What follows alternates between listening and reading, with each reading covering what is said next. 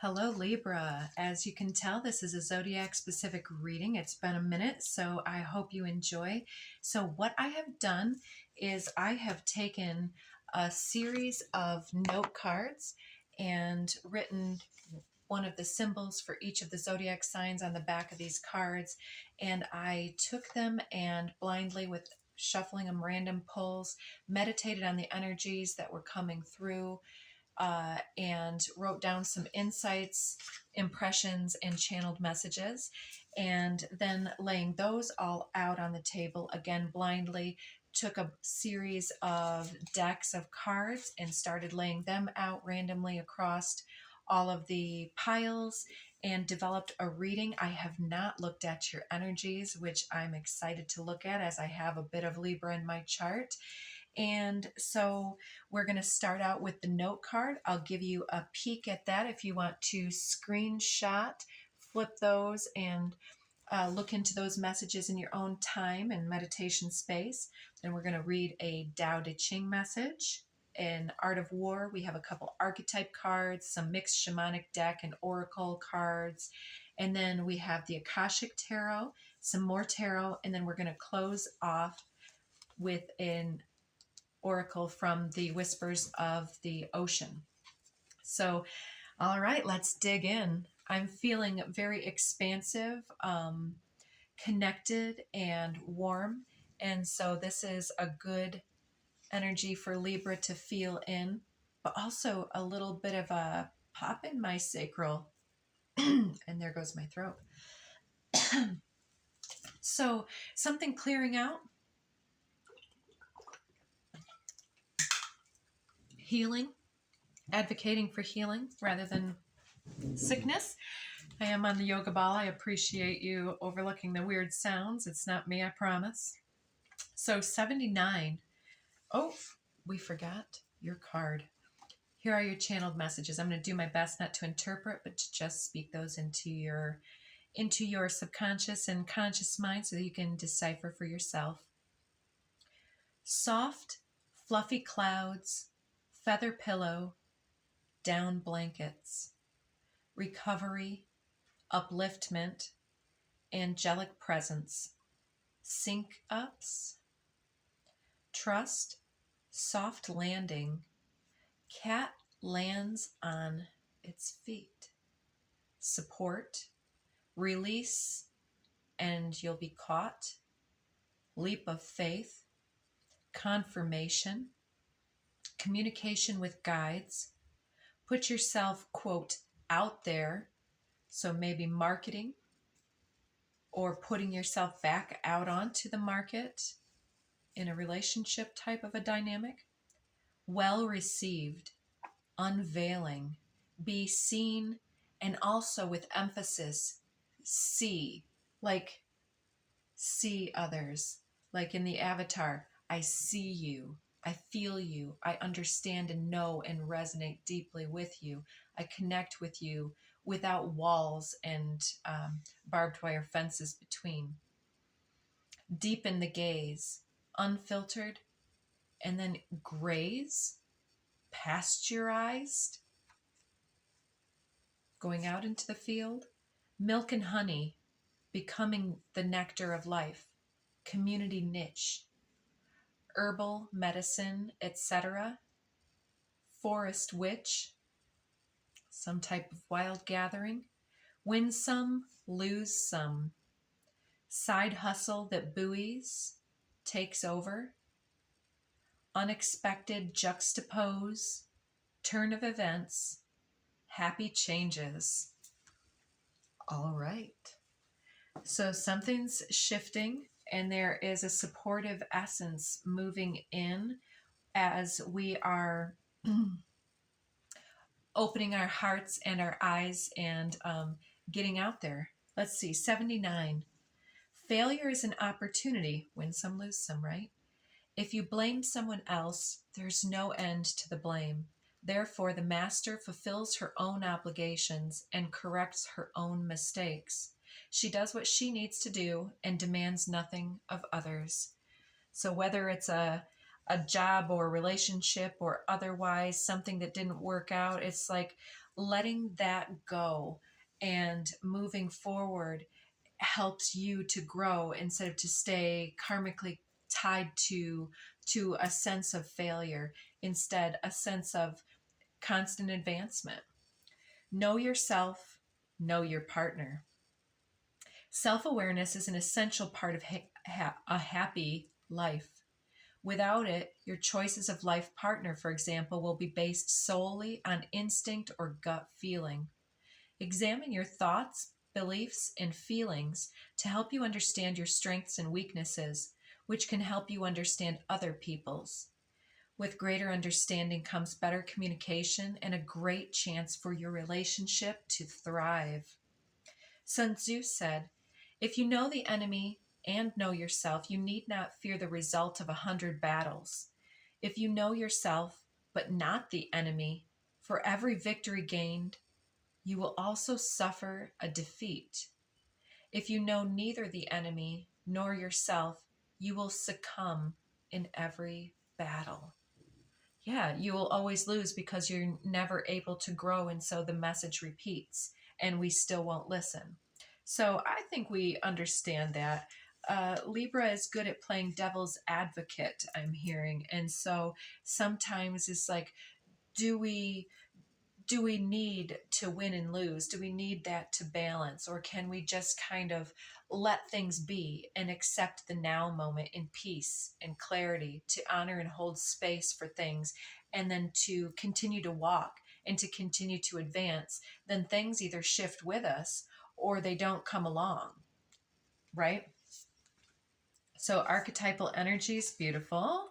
We have the temple. What's that? 39. Prayerfulness, pyramid scheme. What? That's not what I was getting. But yeah, maybe you were involved in something that kind of puts you into some type of a hierarchy, but you've been looking for a way out. You've been setting your prayers and intentions for growth and to gain some creative expression for your heart space and for your true emotions and energies to be met.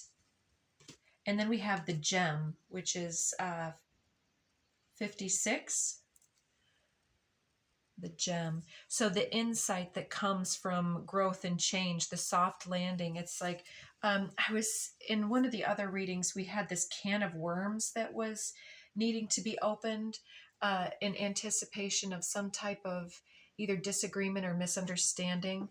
It looks like you are prayerfully manifesting some type of leap of faith, or, and since we talk about enemy and self in this, it's like the gem is like calling about all the many facets of the gem. You know, on the opposite side of the gem, it's still one gem, but it seems the opposite. That's what duality is not recognizing that the darkness is the shadow that's attached to the light. The brighter your light, the greater the shadow that you may cast, whether that's the interpretations of other or yourself.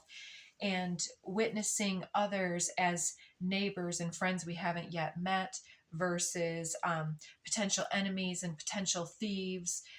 I mean, that's pretty intense, and it doesn't seem to belong in this reading, but I think that those extremes are what we are being called to equalize within our partnerships, where how often is it our partner that takes the brunt of our frustration? Like, we've wanted to get upset with somebody all day long, and then at work where it's not appropriate, and then we come home and the partner says something, it's like, then we can, well, what do you mean, what do I want for dinner? It's like, why are you always asking me all these questions when I get in the door? It's like, it doesn't belong to that situation. And so there's something here about knowing yourself, knowing how to enter your own jade temple. It's one of the cards from the Kuan Yin deck, about being able to be rested and restored and renewed, and to respond with love instead of failing every time because we don't understand that we need to unload that, or to just be like, to feel that rising and be like, whatever you think would be great. Or, I just need 5 minutes.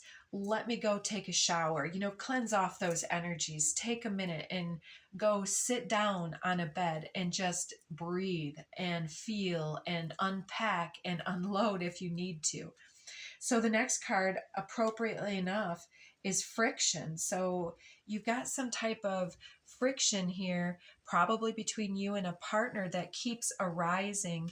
And it's providing a lot of gems of wisdom for you and a lot of clarity, and maybe all of the beauty that is potential within this situation keeps being obscured by the aggravation or the friction. And it's the sand in the oyster, the aggravating influence that creates the alchemical responsiveness and the release within the self that actually creates and manifests and builds, gestates this pearl, which is another gem, so to speak. And diamonds created from coal. We're talking a lot about that in this series. So it is definitely all about balance. From this deck where the friction card came, we have this balance card. It's come out in several readings already. So this may be sisterhood, brotherhood, mother child, and or the passage of family ties, or being in two sides, two worlds, home and work, so on. But there's something here about the friction and the way that it shows you to your blessings, and it shows you to your strengths, weaknesses, opportunities, and threats. And so next we have this closing door, Libra. So a few things. There are those situations that we do need to walk away from because they create stress that's unnecessary in our lives. Perhaps it had a place for a while, but maybe we need to just stop having these frustrations, and maybe we need to alchemize the friction.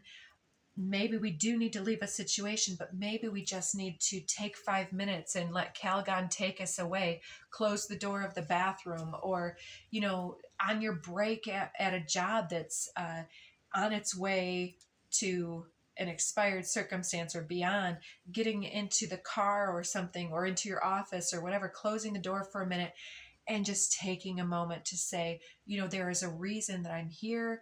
There are all of these benefits that are here, and I need to make some decisions about where I go from here. What do I do with this friction? Is it positive friction? Is it creating that treasure or the alchemy necessary to create the outputs and deliverables that are fulfilling to my heart and life and love? And am I being that for my partner? Are they being that for me? And being able to shut the door to take these things in. I was seeing 1313, to integrate, to shut the door on an old cycle, perhaps a karmic programming, or a family of origin programming story that's standing in our way, but has provided us these pearls of wisdom, these gems of insights that we can bring in. And, my partner and I, he likes to talk about doing inventory. I've brought this up in past broadcasts. It's been a minute since we've done that as well. And it's very helpful from time to time to sit down and not complain and blame. It's like, have you felt any displacement? Have you felt any longing or loneliness lately? What is something that's really something you've appreciated in the last month? Is there anything that you can say that you have, repressed or suppressed, that you would really like to speak out? There's a way that we can, instead of waiting for the friction to turn into a volcano, that we can be the cure. Is that your knowing yourself? No, it was the previous one, being proactive. Aquarius had a little bit of that. And being able to maybe shut the door from maybe children and having spouse to spouse discussion instead of an argument, to not be like a fighting dynamic that was modeled for you. I don't know your history and your story, But whatever it is for you, these are all just examples. Because maybe yelling isn't your thing. Maybe it's shut down. Maybe you go and hide, because there's a lot of people, especially like twin flame. Okay, another card. Most people, it's been the violet flame or the kundalini, but twin flame energy. Ooh, the destroyer remained on the desk here. Whew. So yeah, destroying, self-sabotage, that devilish energy of attachment, coping, and distance, and comfort-seeking behavior instead of actually speaking healing words and truth into a relationship. Many relationships become distant, estranged, and people will even stay married for 30 years and go years without even touching each other or really living together. They live together separately. And so if you're somebody who withdraws, that whole runner chaser dynamic that they talk about, it isn't exclusive to this twin flame type thing. And I don't want to keep bringing that up. That's such a charged dynamic for many. But it's, for me in this moment, it's talking about the very deep connection with self, with that inner flame, that bestial, continuous spark of what we are as soul embodied in this now moment, and speaking clearly our truth to another individual and seeing if they'll meet us there. Yes, and so being proactive in speaking these things, creating the sacred space for self to process. What do you need? What do you want? What is it that you call yourself to? You can journal and channel your own messages on any of those questions I brought up as suggestions, and you can pose some more to yourself and really, really rest on these and figure out what it is that you are trying to manifest here. And in that, your friction, your chaotic energies start to settle, the dust starts to settle, the water starts to clear, your emotional, psychic, intuitive waters start to clear, and there's less blame, there's more invitation. I want to meet us here. I want something to be laid to rest here. I don't want to keep coming around to the same discussion over and over. So let's talk about it when I'm not all bent out of shape, but when I can speak to you instead of demand of you. Tangent. Okay, what comes next? Spirit of the river, movement toward adventure. Yeah, so what do you want out of life? Letting the river flow, letting the Calgon take you away, letting that meditative practice wash away, and letting the dust settle, and letting yourself be buoyed up. Was that yours? The side hustle that buoys takes over. Turn of events, happy changes, community niche. So, yes, there's something about your ability to prayerfully come to a conclusion, that something that's like this can of worms you haven't wanted to approach, whether it's putting in a 2-week notice, or speaking to a partner or a child or friend or colleague or, mother, whoever, your story. Um, Knowing yourself, knowing them, knowing your predispositions helps you to approach the situation and gain some resolution. And so if you know both individuals, you don't need to fear 100 battles. It doesn't need to be an indicative of things are falling apart. Things are a lost cause or something like that. Alchemy and the work of your breath and intention is the cure for everything. Ooh, nice. Interesting. You only received one of the Akashic Tarot cards, and it is, I don't know how to say the first one, Baith, which is translated into birth. And we see a maidenly mother essence here, younger, with 2 young children in the meadow. I can't quite make out what's in the background here, but it doesn't matter. And then we have a cute little dog. We've got all these flowers. She's gathered the blooms. Yes, the nectar, the honey, the wildflowers, herbal medicine, etc. So maybe you are getting into more holistic influences. I see that this is, and it's the forest is right there, and birch, white birch. Birch bark is one of the things that is the derivative that becomes aspirin, if I'm not mistaken. Willow bark and white birch bark. And also other people burn that for other sacred reasons. But you're learning about holistic things, and I feel like it's activating some knowledge that you hold in yourself that you don't even know that you hold, whether it's from past concurrent lives or whether it's just things that you've passively intuited or otherwise. But can use that for health and well-being. You can put it into a tincture, a tea, and use it for pain relief and many other things. You'll have to look that up if you're called, but I'm seeing that you've been called to other things. I know I've been wanting to get some dead nettle to both act as a pesticide and a fertilizer for my plants. I've been wanting some jewel weed to utilize as a poison ivy deterrent and wash, and I can put that with soaps or with waxes for a cream. So take action without delay on some of your passionate ideals and redirects now, and this will make you feel less frictional because of denial of these impulses.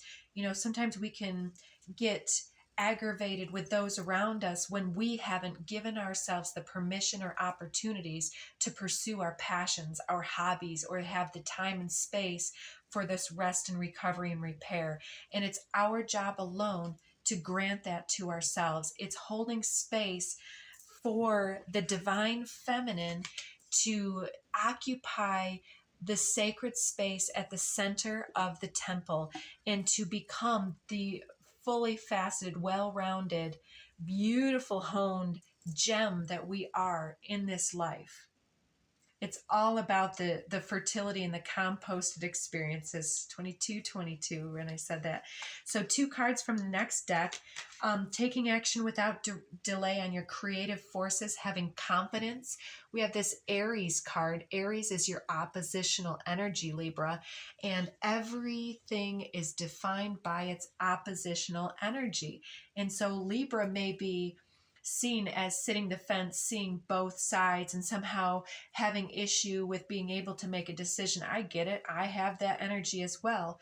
But it's in the recognition, then when we do know, taking action on those insights and being courageous and confident in our skills and in the steps of the journey, enjoying the journey.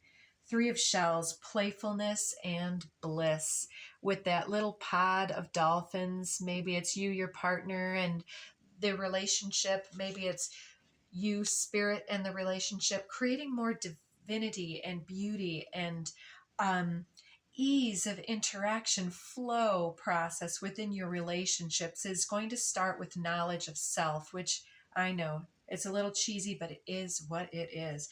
So 3 of shells is all about coming back home, sisterhood, balance, playfulness, celebration. Yes. And let's see what's next. You got Celtic Dragon cards here, 3 of them. Some people got Cat People Tarot.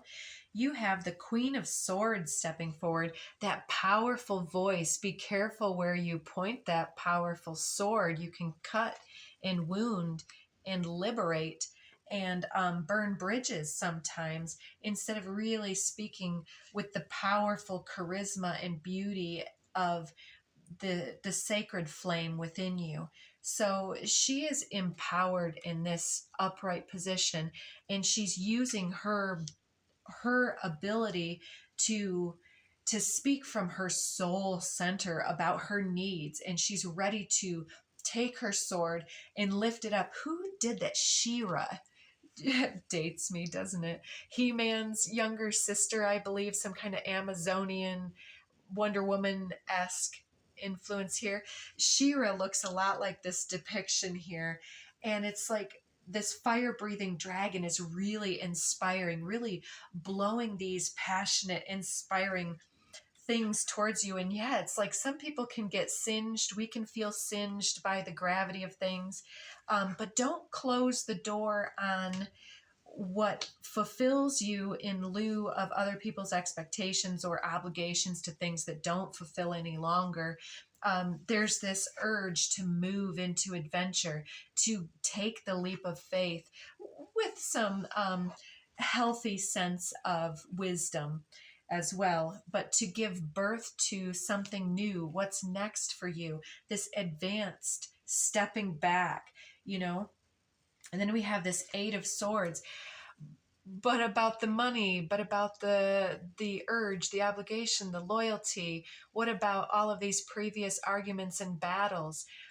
Liberate yourself from that with that She-Ra sword that you have here, masculine or feminine. It's like being in flow with our sacred temple and with our sacred passions helps us to recognize not only where we've allowed ourselves to kind of get these thorn bushes growing up and keeping us rooted into something unfulfilling. It's our habit patterns that are shifting here most dramatically. And we have more options than we realize with the Seven of Cups here. He's faced with love at the center. He has a sword, a castle, a scepter with a scroll, a skull of death. There's a little dragon familiar friend, and there's something over here too. I don't know if that's mystery and adventure, some type of elixir or something. It's like you have all of these dreams and aspirations and skills that want to step forward and inspire you and move you and shake you out of any type of doldrums. And so trust that spirit is going to catch you on this fluffy down comforter here. When you choose the right thing, you will always land on your feet.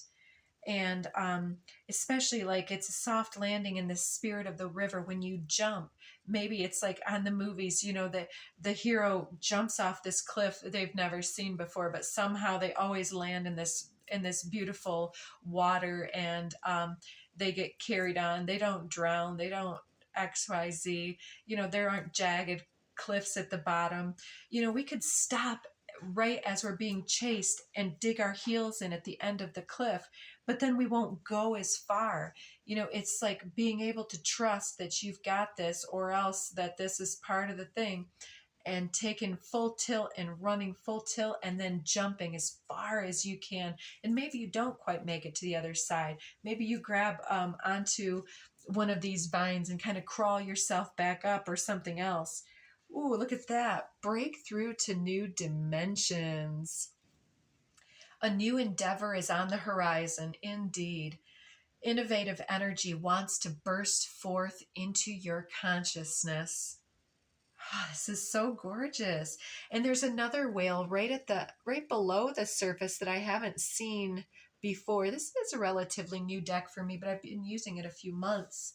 So I've only seen this card a couple times, but breakthrough to new dimensions. It's like dimensions aren't places and spaces so much as, even though places and spaces can hold vibratory resonance and predisposed energies that can block or support, but dimensions are vibration. They are states of being. So when we talk about, the 3D thinking and matrix is like the objects and the manifested already. So it's the past.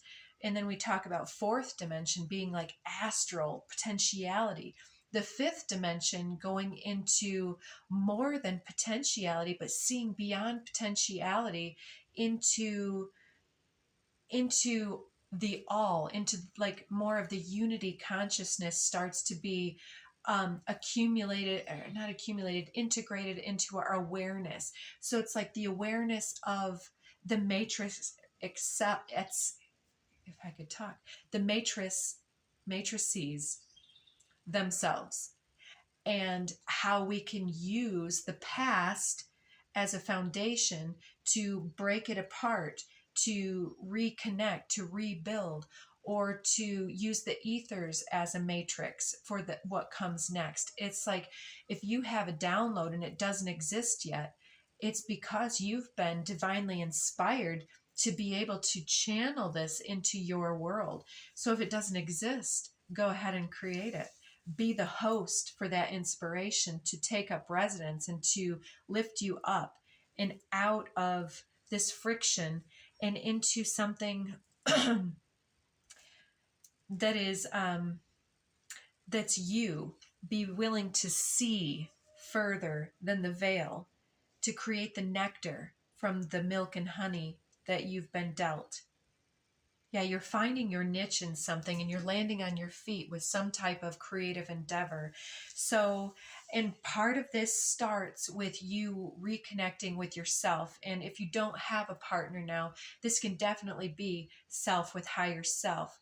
There goes my ear ringing. Or self with spirit. Spirit is your partner in this, as we've already talked about here. There's something really revealing itself to you, and I feel like it's you revealing yourself to yourself. So maybe you even need some meditative looking into yourself deeply, into those past concurrent energies, legacy programming, whatever, from your early environments, and lessons that persist, energies that continue to flux and flow in your life.